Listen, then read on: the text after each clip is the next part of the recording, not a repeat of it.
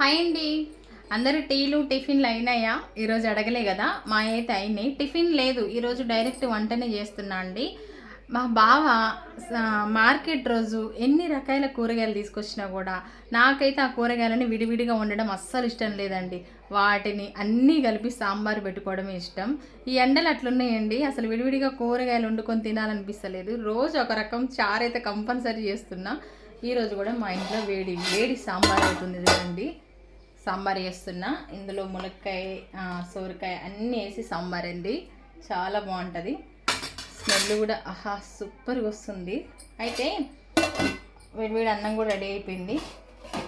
చూసిరా, టిఫిన్ అయితే లేదు ఇంకా సాంబార్లో నేనైతే బెల్లం ముక్కేస్తాను లాస్ట్లో. మరి మీరు వేస్తారా ఏరా కామెంట్ చేయండి. అలా వేయడం వల్ల సాంబార్ చిక్కదనం వస్తుంది, టేస్ట్ కూడా బాగా వస్తుంది. ఒకసారి ట్రై చేయండి ఏం వాళ్ళు ఎవరన్నా ఉంటే. ఓకేనా ఫ్రెండ్స్, ఈరోజు మా ఇంట్లో అయితే సాంబారు. ఇది ఒకటే కాదు, ఇంకొక కర్రీ కూడా చేయాలి. అదేంటి చెప్తాను నేను మీకు. సొరకాయ కొంచెం ఉంచిన, దీన్ని పాలు పోసి ఉండాలి. ఓకేనా ఫ్రెండ్స్, బాయ్ అండి. వీడియో నచ్చితే లైక్ చేయండి అబ్బా. కొత్త వాళ్ళు ఎవరైనా ఉంటే మా ఛానల్ని సబ్స్క్రైబ్ చేసుకోండి కదా. బాయ్.